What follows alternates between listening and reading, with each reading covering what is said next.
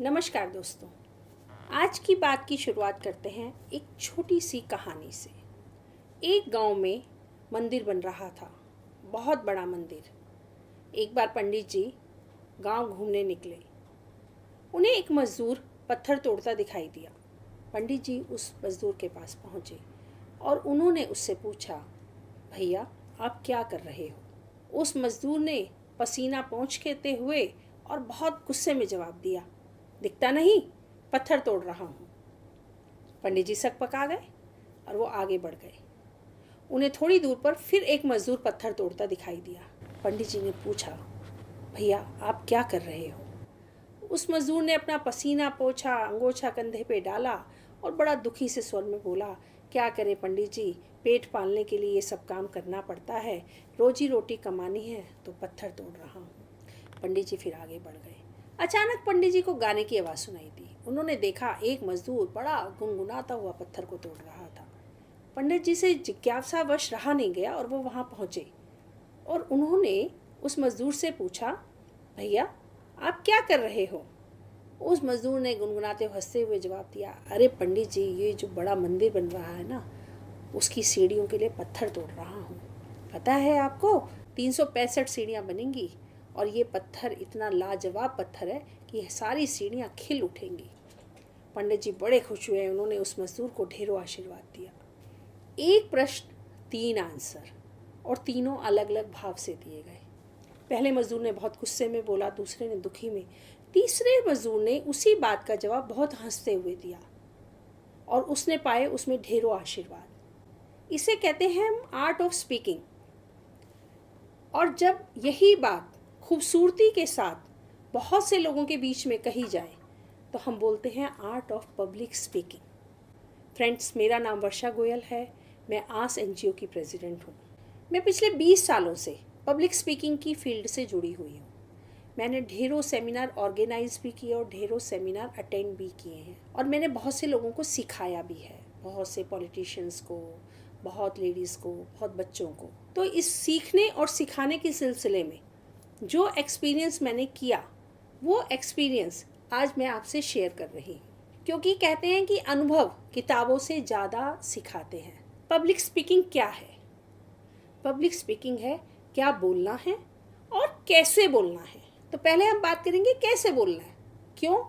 क्योंकि अगर आप पब्लिक स्पीकिंग को 100 मार्क्स देते हैं तो आपको ये जानकर हैरानी होगी कि 55% मार्क्स बॉडी लैंग्वेज के हैं, 38% मार्क्स वॉइस के हैं और ओनली 7% मार्क्स कंटेंट के होते हैं। यानी कि क्या बोलना है उसके मार्क्स 7% है, लेकिन ये 7% बहुत इम्पॉर्टेंट होता है। इसके बारे में मैं आपसे बाद में बात करूँगी। हम शुरुआत करते हैं कि हमें कैसे बोलना है, यानी कि बॉडी लैंग्वेज, जिसके 55% मार्क्स हैं। बॉडी लैंग्वेज का पहला स्टेप है आपका पोस्चर, यानी कि आपका खड़ा होने का तरीका, आपका स्टेज पे चलने का तरीका, आपका स्टेज पे चढ़ने का तरीका। आप ये हमेशा ध्यान रखिए, अगर आप स्पीकर हैं तो आपकी एंट्री ही हॉल में ऐसी होनी चाहिए कि जो एकदम कॉन्फिडेंस से भरपूर हो। मैंने अक्सर लोगों को देखा है कि स्पीकर्स को कि वो अक्सर या तो लेट पहुंचते हैं या बिल्कुल टाइम पे पहुंचते हैं, तो बहुत हड़बड़ा जाते हैं। तो जब आपका नाम स्टेज से बोला जाता है तभी आप बहुत कॉन्फिडेंस से चलते हुए स्टेज पे पहुँचे।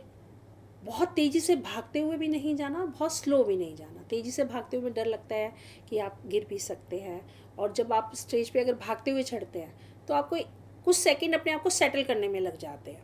और ना बहुत आराम से चलते हुए जाइए। कई बार हम इतना आराम से धीमे धीमे चलते हैं कि जो एंकर होता है वो स्टेज पे ब्लैंक खड़ा होता है। तो आप बहुत कॉन्फिडेंस के साथ चलते हुए आप स्टेज पर पहुँचे। अपने हाथ का सामान नीचे ही कुर्सी पर रख कर जाएँ। अगर आपके हाथ में पेपर्स हैं तो आप स्टेज पे जाएं। सबसे पहले अपने नोट्स या पेपर्स पोडियम पे रखें। पोडियम पे जब भी आप खड़े हों तो एक चीज़ का स्पेशली ध्यान रखें कि अपना वेट पोडियम पे ना डालें। कई बार क्या होता है, अक्सर हम स्पीकर पोडियम पे दोनों हाथ टिका के अपना वेट पूरा पोडियम पे डाल देता है। वो आपको नहीं करना। आप पोडियम पे स्मार्टली खड़े हों। यदि आप पोडियम के साइड में खड़े हो सकते हैं या थोड़ा बीच में आ सकते हैं स्टेज पे, तो कोशिश करें आप स्टेज के बीच में आके बोलें, पोडियम की साइड में आके बोलें। आपके जो पैरों का गैप है वो सिर्फ उतना होना चाहिए जितना आपके कंधों का गैप है। कई बार क्या होता है, हम एक पैर पे वेट लेके खड़े होते हैं, वो देखने वाले को बहुत अजीब लगता है। कई बार हम बात करते करते अपने पैरों को इस तरीके से करते हैं जैसे डांस कर रहे हो। तो प्लीज़ ये सब नहीं करिए, क्योंकि ऑडियंस है वो सब जानती है, वो बहुत बारीकी से आपको ऑब्जर्व कर रही होती है। उसके बाद आपको चलते चलते अपनी स्पीच को नहीं बोलना, क्योंकि अगर आप चलते चलते अपनी स्पीच को बोलते हैं तो आपका आई कांटेक्ट नहीं हो पाता। सेकंड पॉइंट आता है जेस्चर, यानी कि आपके हाथ। एक चीज़ मैंने अक्सर देखी है कि हमारे जिस हाथ में माइक होता है, अगर हम ऑडियो और विजुअल प्रेजेंटेशन है तो अक्सर हम उसी हाथ से माइक को ले जाते हैं, तो वो बहुत अजीब लगता है। तो आपके अगर एक हाथ में माइक है तो आप जो हाथ आपका फ्री है उससे अपनी ऑडियो और विजुअल प्रेजेंटेशन दें। अगर कई बार क्या होता है, जब बहुत सारे लोगों, अगर 10-15 लोगों के बीच में आप बोल रहे हैं तो आप अपने हाथों को बस इतने गैप पे करके बात कर सकते हैं। लेकिन अगर हज़ारों लोग हैं, बहुत बड़ा ऑडिटोरियम है, तो आपको अपनी बात उन तक पहुंचाने के लिए अपने हाथों को फैलाना पड़ेगा। क्योंकि कहते हैं कि अगर बड़ी बिल्डिंग पे आपको मूर्ति देखनी है तो आपको मूर्ति बड़ी लगानी पड़ेगी जिससे नीचे से भी दिखाई दे। तो इसलिए अगर पीछे तक लोग आपको देख सके तो आपको अपने हैंड्स की मूवमेंट ऐसी ही रखनी पड़ेगी। हैंड्स को कभी भी पॉकेट में, कई बार मैंने लोगों को अक्सर देखा है वो पैंट की पॉकेट में या कोट की पॉकेट में हाथ डाल के बात करते हैं, वो बहुत अजीब लगता है। हैंड्स को हमेशा फ्री रखिए। जितना आप नेचुरल रहेंगे आप उतने ही डायनेमिक रहेंगे। थर्ड जो है पॉइंट वो है आई कांटेक्ट, जो बहुत ज़्यादा इम्पॉर्टेंट है। जी हाँ, कहते हैं ना, कोई आँखों आँखों में बात कर लेता है, कोई आँखों आँखों में मुलाकात कर लेता है। बड़ा मुश्किल होता है जवाब देना जब कोई अपनी आँखों से आपसे सवाल कर लेता है। आई कांटेक्ट इतना इम्पॉर्टेंट हिस्सा है कि जब भी मैं कई बार जब जाती हूँ, मैं तो स्पीकर्स को ऑब्जर्व करती हूँ, तो कई बार आपने देखा होगा कि स्पीकर की जान पहचान के लोग अगर आगे बैठे होते हैं तो उनका आई कांटेक्ट सिर्फ उन तक सीमित हो जाता है। तो हमें लगता है कि शायद ये उनको जानते हैं, वो उन्हीं को देख रहे हैं। हम बहुत लोग अपने आप को फील करने लगते हैं कि इग्नोर्ड फील करने लगते हैं कि स्पीकर का हमारे में कोई इंटरेस्ट ही नहीं है। तो फ्रेंड्स, जब भी आप एज अ स्पीकर स्टेज पर हों तो आप कोशिश करिए कि जितने लोग हैं उनके साथ आई कांटेक्ट कर सकें। लेकिन अगर ऑडियंस बहुत ज़्यादा है, आप हॉल को 3 भागों में डिवाइड करिए, राइट, सेंटर एंड लेफ़्ट। पहले आप राइट में बात कर रहे हैं तो आप एक बीच में एक इस तरीके से किसी व्यक्ति से बात करिए कि ऐसे लगे कि आप राइट की पूरी ऑडियंस से बात कर रहे हैं। सेम चीज़ सेंटर में, सेम चीज़ लेफ़्ट में। कई बार क्या होता है कि सारी ऑडियंस को कवर करने के चक्कर में हम बिल्कुल आइज़ को इस तरीके से घुमाते हैं, तो वो आपको नहीं करना है। ऐसे लगता है कि जैसे आप भरतनाट्यम कर रहे हैं। ऊपर अगर लोग हैं तो आप एक बारी ऊपर देखकर भी उन लोगों को कवर कर सकते हैं। अगर आप नर्वस हो जाते हैं तो आप अपनी किसी जान पहचान वाले को थोड़ी देर देख के बात करें तो आप नॉर्मल हो जाते हैं। तो कभी भी किसी को बहुत देर तक ना देखें, बहुत घूर के ना देखें या बहुत आँखों को नचा के ना देखें। और उसके बाद नेक्स्ट जो पॉइंट है वो बहुत इम्पॉर्टेंट है, और मैं ये दावे के साथ कह सकती हूँ कि मैंने बहुत सारे वीडियोस देखे हैं, बहुत सारे यूट्यूब से, बहुत कम लोगों ने इस विषय पे बात की है, और वो जबकि स्पीच में बहुत ज़्यादा इम्पॉर्टेंट है, वो है आपकी क्लोथिंग। मैंने बहुत से लोगों को इस बारे में बताया है। मेरे पास बहुत से लोग आते थे, पॉलिटिशियंस आते थे, स्पेशली लेडीज़, तो वो कहती थी कि भाई हमारा इम्प्रेशन नहीं पड़ता। मैं देखती थी, फिर मैंने नोट करना शुरू किया। मैंने देखा कि वो जब स्टेज पे जाती हैं, मान लीजिए कोई पॉलिटिकल रैली है या तो बहुत सलमे सितारों की साड़ियाँ पहन जाती हैं, या वो बहुत बहुत ज़्यादा कलरफुल सूट और उसके ऊपर ये कढ़ाई वो कढ़ाई। तो मैंने उनको समझाना शुरू किया कि आप कॉटन की साड़ी कैरी कीजिए, सिल्क प्रिंटेड कैरी कीजिए, बॉर्डर वाली साड़ी कैरी कीजिए। फ्रेंड्स, आपको ये पता होना चाहिए कि आप किस प्लेटफॉर्म पे जा रहे हैं, आप उसी हिसाब से अपनी क्लोथिंग लें। मैं अधिकतर देखती हूँ जो मेल स्पीकर होते हैं, यहाँ शर्ट के बटन इतने टाइट होते हैं, नीचे से उनकी बनियान दिखाई देते हैं, बहुत शैबी लगता है। प्रेस नहीं होते, कॉलर मुड़ी हुई होती है, सूट ढंग से प्रेस नहीं होता। यहाँ बात ये नहीं है कि आप ब्रांडेड कपड़े ही पहने या आप कॉस्टली कपड़े ही पहने। आप चाहे 500 रुपये की साड़ी पहने, चाहे 50,000 रुपये की, आप 500 रुपये का सूट पहने, चाहे 50,000 का, लेकिन आपको कैरी करना आना चाहिए। नेक्स्ट जो है कि फुटवियर, जो कि बहुत इम्पॉर्टेंट हिस्सा है, क्योंकि मैं एक ऐसे इंसिडेंट से गुजर चुकी हूँ। मुझे याद है कि एक सेमिनार था और बहुत अच्छी वहाँ पे स्पीकर आई हुई थी, और उन्होंने बहुत पेंसिल हिल पहनी हुई थी, और वो जो स्टेज था वो लकड़ी का बना हुआ था। तो जब उनका नाम बुलाया गया तो वो एकदम से दौड़ती हुई जैसे ही स्टेज पे आ गई तो पेंसिल हिल थी, उनका पैर मुड़ा और वो एकदम, और आप समझ सकते हैं कि वहाँ पे क्या सीन क्रिएट हो गया। तो मुझे लगा कि जब उन्हें पता था कि मेरे को स्टेज पे जाना है तो उन्हें कंफर्टेबल फुटवियर पहन के जाने चाहिए थे, क्योंकि हमें ये नहीं मालूम होता कि स्टेज कैसी है। एक स्पीकर को कभी नहीं मालूम होता, हो सकता है वो लकड़ी की स्टेज हो, कई बार टेबल्स, जब दो टेबल्स जुड़े होते हैं उनके बीच में एक गैप रह जाता है, आपकी पेंसिल हिल वहाँ अटक सकती है। उसके बाद स्पेशली जेंट्स में मैं बात करूँगी कि पॉलिश शूज़ अधिकतर मैंने देखा कि लोग बिल्कुल ध्यान नहीं देते, इतने गंदे होते हैं उनके शूज़, पॉलिश नहीं होते, तो लोगों का ध्यान अक्सर उस पर जाता है, तो वो बहुत ख़राब लगता है। अब उसके बाद जो नेक्स्ट पॉइंट है वो है हमारा स्माइल। जब भी हम स्टेज पे जाते हैं आपके चेहरे पे एक स्माइल होनी चाहिए। कई बार मैंने देखा कि हम ट्रैफिक जैम में फंस गए, हमारे साथ कोई प्रॉब्लम हो गई, और जब हम स्टेज पे चढ़ते हैं तो हम वही रोना धोना, वही शक्ल लटकाए हुए स्टेज पे चढ़ते हैं, अरे मैं आपको क्या बताऊँ, मैं ऐसे फंस गया। ऑडियंस आपकी एक्सक्यूज़ सुनने के लिए नहीं है, तो आप अपने पर्सनल एक्सक्यूज़ वहाँ कुछ नहीं दीजिए, आपके चेहरे पे एक बड़ी सी स्माइल होनी चाहिए। कई बार एक डॉक्टर की स्माइल इतनी अच्छी होती है या वो इतना खुशनुमा तरीके से आपको बात कर रहा होता है, चाहे वो जितना मर्जी परेशान हो, तो आप कहते हो अरे मैं तो अपना आधा दर्द ही भूल गई। तो ऐसे ही स्पीकर के साथ होना चाहिए कि जब वो स्टेज पर आए तो उसके चेहरे पे इतनी स्माइल होनी चाहिए, उसकी इतनी खुशी होनी चाहिए उसके चेहरे पे, उसको अपनी स्पीच का एक एक लफ्ज़, एक एक शब्द उसको एंजॉय करना चाहिए। लेकिन स्माइल के बारे में भी एक बात मैं बताऊंगी कि जब 98 की बात है, हमारी क्लास में एक जाट हुआ करता था हरियाणा का। तो वो जब क्लास हो रही थी तो हमारे टीचर ने बोला कि भाई आपको हमेशा एक पॉजिटिव रहना चाहिए, हंसते हुए रहना चाहिए, चेहरे पे स्माइल रखनी चाहिए, आप कहीं भी जाओ तो आपको हंसते हुए बात करनी चाहिए। तो सबने ये बात नोट कर ली। थोड़े दिन बाद वो आए, बोले जी गुरुजी मैं तो आपके चक्कर में पिटते पिटते बच गया। तो सर ने पूछा भाई क्या बात हुई कुलदीप जी, ऐसा क्या हो गया? तो बोले भाई आपने ही कहा था कि चेहरे पे स्माइल रखो और हर बात हंसते हंसते बात करो, तो हमारे पड़ोस का ताऊ मर गया। तो मैं गया ताई के पास, तो मैंने कहा और वही ताई है तो चलो मैं हंसते बात की, तो ताई ने मेरी जुत्ती उठा के मारी कि ताऊ चला गया, तू हंसते हुए बात कर रहा है। तो फ्रेंड्स ये बात मजाक की है, लेकिन आपको ये मालूम होना चाहिए कि लाइफ में कई बार ऐसा होता है कि हमें किसी के लिए श्रद्धांजलि प्रकट करनी है या किसी के लिए सिंपैथी प्रकट करनी है बहुत से लोगों के बीच में, तब आपके चेहरे पे श्रद्धांजलि वाले ही भाव होने चाहिए। तो स्माइल का भी आपको पता होना चाहिए कि कहाँ पे आपको स्माइल यूज़ करनी है।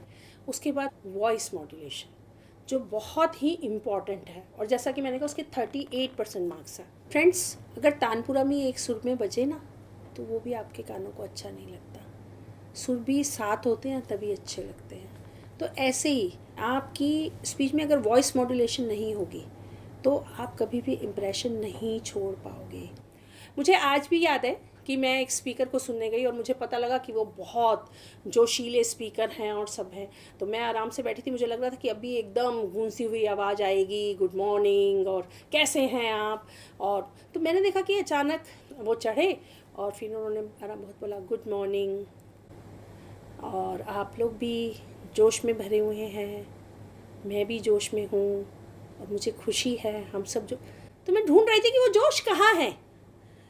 तो जब भी आप एज अ स्पीकर स्टेज पे बात करते हैं तो आपकी इमोशंस आपकी वॉइस में आने चाहिए। अगर आप जोश की बात करते हैं तो आप जोश से बोलिए गुड मॉर्निंग फ्रेंड्स।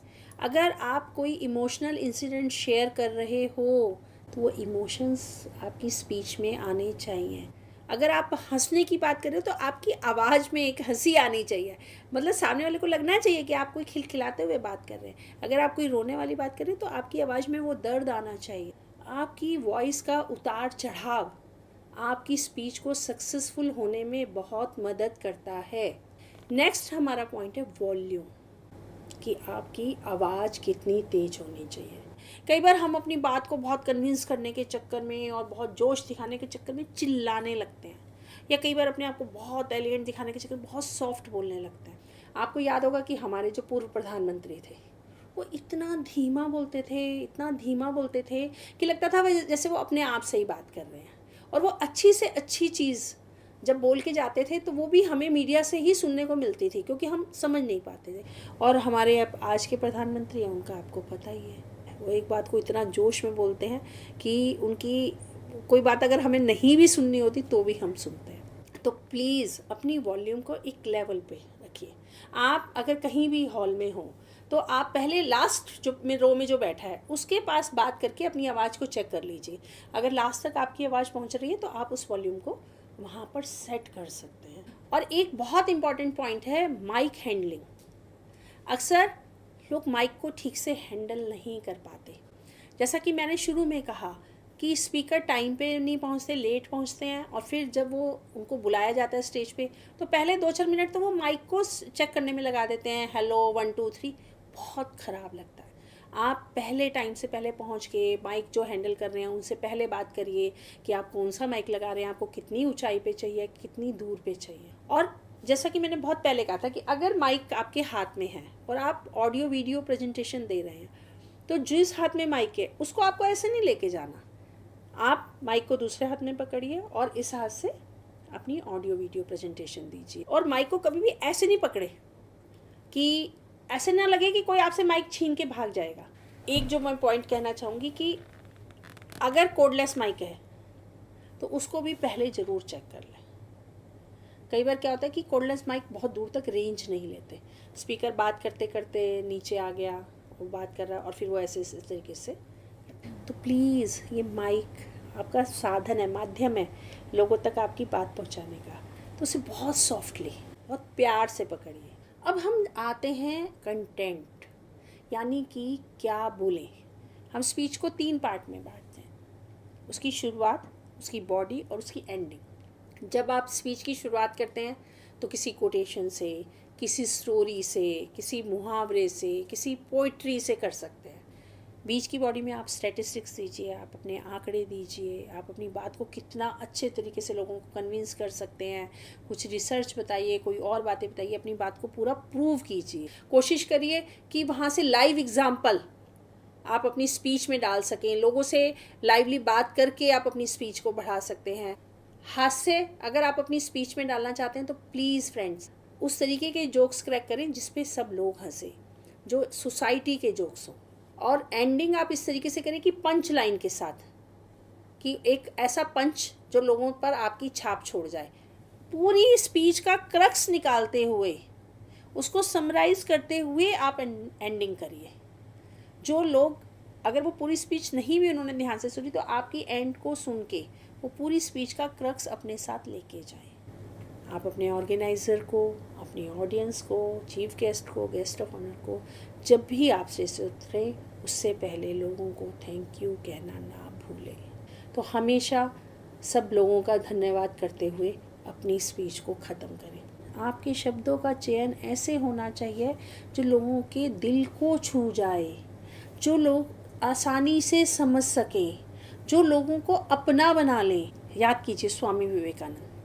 मेरे प्यारे अमेरिकन भाइयों और बहनों, इतने सहज और सरल शब्द, लेकिन आज इतने साल बीत जाने के बाद भी लोग नहीं भूले, और इन शब्दों ने विवेकानंद जी को अमर बना दिया। मुझे विवेकानंद जी की शायद बाद की स्पीच याद नहीं है, लेकिन उनके ये शब्द ही मेरे लिए अपने आप में पूरी स्पीच है। और आप सभी जानते हैं कि कितनी देर तक तालियों की गड़गड़ाहट से हॉल गूंजता रहा था। हमारे एक स्पीकर हैं शशि थरूर जी, बहुत ज्ञाता है, बहुत विद्वान है और बहुत हाईली एजुकेटेड, और मेरे को उनकी स्पीच सुनना अच्छा लगता है, लेकिन वो कई बार इतने भारी भरकम वर्ड यूज़ करते हैं कि डिक्शनरी देखनी पड़ती है। तो फ्रेंड्स, आपके शब्दों का चयन ऐसा होना चाहिए कि हॉल में बैठा हुआ हर व्यक्ति ये लगे कि आप उसके लिए बोल रहे हैं, आप उससे बात कर रहे हैं। तैयारी करके जाएं, चाहे आपकी स्पीच 1 मिनट की है, चाहे 2 मिनट की है, चाहे आधे घंटे की है, आप अपनी तैयारी हमेशा करके जाएं। मुझे एक एग्ज़ाम्पल आपको देती हूँ मैं, कि एक बार चर्चिल से किसी ने पूछा, कहा कि सर हमारे यहाँ एक सेमिनार है तो आप उसे देने के लिए आइए। तो चर्चिल ने पूछा, भाई कितनी देर का सेमिनार है? उसने कहा 1.5-2 घंटे का। तो चर्चिल ने कहा आप कभी भी मुझे बुला लेना। फिर उस व्यक्ति को थोड़ा अजीब लगा, उसने कहा सर अगर आधे घंटे का हो? तो चर्चिल ने कहा यार 1 हफ्ते पहले बता दीजिएगा। तो फिर उस व्यक्ति से रहा नहीं गया, उसने कहा कि सर अगर 15 मिनट का हो तो चर्चिल ने कहा कि 8-10 दिन पहले बता देना। अब उस व्यक्ति की जिज्ञासा बहुत बढ़ गई कि क्या तो ये कहते मुझे कभी भी बुला लेना। तो उन्होंने कहा और सर अगर 3-4 मिनट की स्पीच हो? तो चर्चिल ने बोला कि भाई मुझे 15 दिन पहले बता देना। तो उस व्यक्ति से रहा नहीं गया, उसने बोला कि सर आपने जब मैंने 1.5-2 घंटे का, तो मैंने कहा, आपने कहा मैं अभी चलता हूँ। तो चर्चिल ने जवाब दिया कि 1.5-2 घंटे बोलना बहुत आसान है, लेकिन 1.5-2 घंटे की बात 2 मिनट में कहना बहुत मुश्किल है। उसके लिए तैयारी करने में बहुत टाइम लगता है। तो फ्रेंड्स, स्पीच आपकी 2 मिनट की हो, 5 मिनट की हो, 10 मिनट की हो, पूरी तैयारी के साथ आप अपनी स्पीच देने के लिए जाइए। कोशिश करिए कि आप बिना पढ़े बोलें। जब आपके हाथ में पेपर्स होते हैं और आप पेपर्स पढ़ के बोल रहे होते हैं, तो एक तो आपके इंप्रेशन नहीं आ पाते, आपके एक्सप्रेशन नहीं आते, आपका लोगों के साथ आई कांटेक्ट नहीं हो पाता। तो कहीं ना कहीं एक ऐसा लगता है कि जैसे आप टीचर हो और बाकी सब स्टूडेंट हैं। और अगर आपको पढ़ के भी बोलना है तो आप हमेशा मोटे मोटे पॉइंट्स लिख के जाइए। दूसरा, बड़े बड़े अक्षरों में लिखी होनी चाहिए। आपको नहीं पता कि कहाँ आप जा रहे हैं बोलने, वहाँ कितना लाइट का अरेंजमेंट है, हो सकता है रोशनी कम हो, आप ठीक से नहीं पढ़ पाएँ, आप गलत शब्द बोल जाएं। तो हमेशा आपकी स्पीच बड़े अक्षरों में लिखी होनी चाहिए। उसके बाद अपने पॉइंट पे रहें। जब आप स्पीच बोल रहे होते हैं तो कई बार हम बोल रहे होते हैं गुलाब के फूल पे और धीरे धीरे हम गोभी के फूल पे कैसे चले जाते हैं हमें पता ही नहीं लगता। मैं आपको एक मज़ेदार बात बताती हूँ कि एक बार एक क्लास में एक स्टूडेंट को निबंध दिया गया घोड़े का। उसने घोड़े वाला निबंध रट लिया। अब अगले दिन जब वो क्लास में पहुँचा तो टीचर के दिमाग में आया, टीचर ने बोला भाई आप बाढ़ के ऊपर आज कुछ बोलो। बच्चे को समझ नहीं आया, उसने शुरू किया। बाढ़ एक प्राकृतिक आपदा है। कुछ टाइम पहले हमारे गांव में बाढ़ आई, सब कुछ बह गया, बर्तन बह गए, कपड़े बह गए, मेरी झोंपड़ी बह गई, लोग बह गए, जानवर बह गए, उनमें मेरा घोड़ा भी बह गया। घोड़े की 4 टांगें होती हैं, घोड़े की पूँछ होती है, घोड़ा इस रंग का होता है, घोड़े के बाल ऐसे होते हैं, हम घोड़े को रेस में दौड़ाते हैं। तो प्लीज़ जो टॉपिक आपको दिया गया है उसी टॉपिक पे रहिए। अपनी स्पीच में बार बार चीज़ों को रिपीट ना करें। बहुत से लोगों का ना तकिया कलाम हो जाता है कि अच्छा ये ठीक है ना, हाँ जी मैं ठीक बोल रहा हूँ ना, अच्छा यू नो, आई नो। मतलब कई बार शब्द कम होते हैं और ये बातें इतनी ज़्यादा रिपीट होती हैं कि स्पीच का इम्प्रेशन आपका पूरा ख़त्म हो जाता है और लोगों के दिमाग में बस आपके वही शब्द गूंज रहे होते हैं और वो एक नेगेटिव इम्पैक्ट छोड़ते हैं। तो बातों को बार बार ना दोहराएं। कई बार क्या होता है, हम जब शुरुआत करते हैं, अब हमें 2 मिनट बोलना है, हम स्पीच की शुरुआत करी, पता लगा 1.5 मिनट तक आप सिर्फ शुरुआत पे ही रह गए। जो मेन चीज़ें उनको बतानी होती है तब तक आते आते उनका टाइम ख़त्म हो जाता है। तो उन लोगों को लगता है अरे हम तो कुछ सीख ही नहीं पाए, तो वो अच्छा इंप्रेशन नहीं बढ़ता। आप अगर 2 मिनट बोल रहे हैं तो आप हमेशा ध्यान रखिए कि शुरुआत को मुझे इतना टाइम देना है, बीच के पार्ट को इतना टाइम देना और एंडिंग को इतना टाइम देना। नेक्स्ट जो बहुत इंपॉर्टेंट पॉइंट है, आपको अपनी स्पीच को भी लगातार इम्प्रूव करना चाहिए। एक लकड़हारा था, उसे एक कंपनी में काम मिला। वो पहले दिन उसको एक कुल्हाड़ी दी गई, बहुत अच्छी बहुत प्यारी सी कुल्हाड़ी। वो गया और उसने धक धक धक 7 पेड़ काट डाले। मैनेजर बड़ा खुश हुआ, उसने लकड़हारे को बहुत अप्रिशिएट किया। नेक्स्ट डे लकड़हारा गया तो उसने बहुत कोशिश की, उतनी ही मेहनत करी और उससे सिर्फ 6 पेड़ कटे। ऐसे ही चौथे 5वें दिन तक वो सिर्फ 4-5 पेड़ ही काट पाया। लास्ट डे जब 1 हफ्ता हो गया तो लास्ट डे उसने सिर्फ 2 ही पेड़ काटे। तो वो बड़ा हैरान परेशान था। तो मैनेजर ने पूछा भाई ऐसा क्यों, तुमने पहले दिन 7 पेड़ काटे, अब 2 पेड़ काटे। तो लकड़हारा बोला मुझे भी समझ में नहीं आ रहा, मैं उतनी ही मेहनत से काम करता हूँ, उतनी ही एनर्जी लगा रहा हूँ, फिर ऐसा क्यों है। तो मैनेजर ने पूछा क्या तुमने कुल्हाड़ी पे धार लगाई थी? जी हाँ। लकड़हारा कुल्हाड़ी पे धार लगाना भूल गया। कई बार क्या होता है, हमें एक स्पीच कई जगह देनी होती है तो हम सोचते हैं अरे वो तो रटी हुई है यार, वो कभी भी बोल देंगे, कैसे भी बोल देंगे। नहीं, जब भी चाहे वो स्पीच आप 20 बार बोल रहे हो, आपको 20 बार उस स्पीच के बारे में सोचना चाहिए, क्योंकि आंकड़े बहुत जल्दी से चेंज होते हैं, बहुत स्टोरीज चेंज होती हैं, बहुत इंसिडेंट चेंज होते हैं। नेक्स्ट पॉइंट है मानसिक सतर्कता, यानी कि अवेयरनेस।